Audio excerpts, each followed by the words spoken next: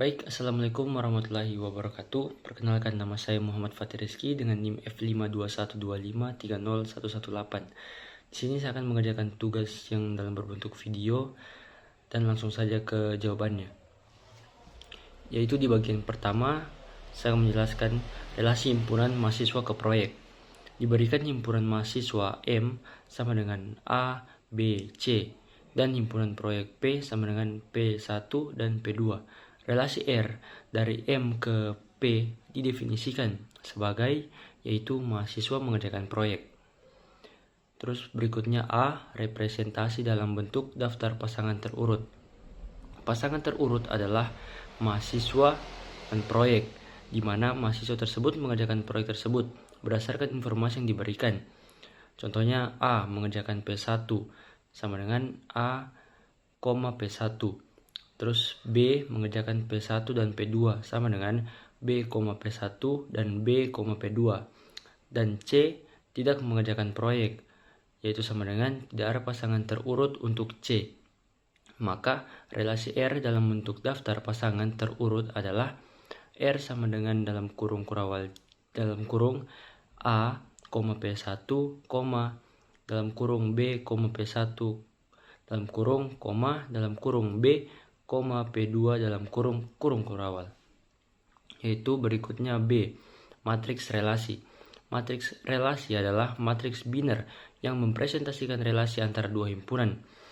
Baris matriks mewakili himpunan pertama yaitu M dan kolom mewakili himpunan kedua yaitu P. Elemen matriks M bernilai 1 jika elemen I dari himpunan pertama berelasi dengan elemen J dari himpunan kedua dan 0 jika sebaliknya. Matriks relasi untuk R adalah sebagai berikut. Begin array C sama dengan P1 dan P2, garis miring 2, line A dan 1 dan 0, garis miring 2, B dan A dan 1, garis miring 2, C dan 0, garis miring 2, N dalam kurung kurawal array.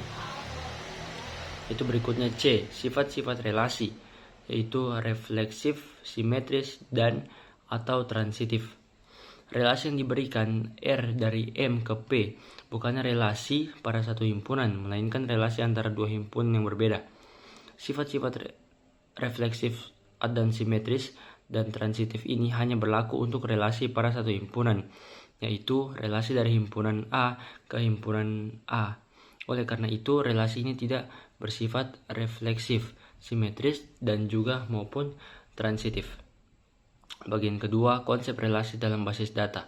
Konsep relasi dalam matematika diskrit menjadi dasar untuk mendesain relasi antara tabel dalam basis data sistem informasi. Relasi antar tabel ini memungkinkan data yang tersebar di beberapa tabel dapat dihubungkan dan dikoordinasikan yang merupakan inti dari basis data relasional.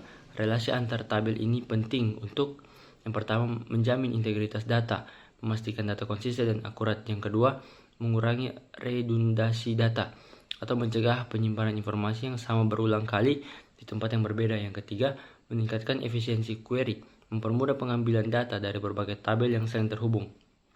Dan contoh sederhananya, tabel mahasiswa dan tabel mata kuliah.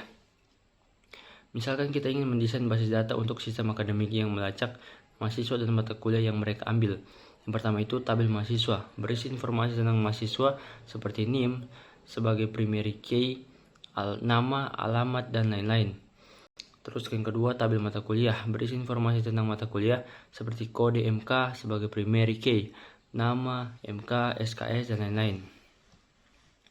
Hubungan antara kedua tabel ini adalah relasi many to many, banyak ke banyak, karena satu mahasiswa bisa mengambil banyak mata kuliah dan satu mata kuliah bisa diambil oleh banyak mahasiswa. Untuk merepresentasikan relasi many to many, kita perlu membuat tabel perantara. Tabel ini sering disebut tabel relasi tabel penghubung atau tabel asosiasi. Dalam contoh ini, tabel perantara bisa berupa tabel ambil mata kuliah yang mencatat mata kuliah apa yang diambil oleh setiap mahasiswa. Dan juga tabel ambil mata kuliah berisi NIM sebagai fragment key yang merujuk ke mata kuliah. Tabel ini juga bisa berisi kolom tambahan seperti nilai, semester, dan lain-lain. Kombinasi NIM dan kode MK. Pada tabel ini akan menjadi primary key untuk memastikan setiap pasangan mahasiswa mata kuliah unik. Dengan cara ini, informasi tentang mahasiswa dan mata kuliah disimpan secara terpisah dan relasi di antara keduanya dikelola dalam tabel terpisah. Ini membantu menjaga data tetap terorganisir dan efisien.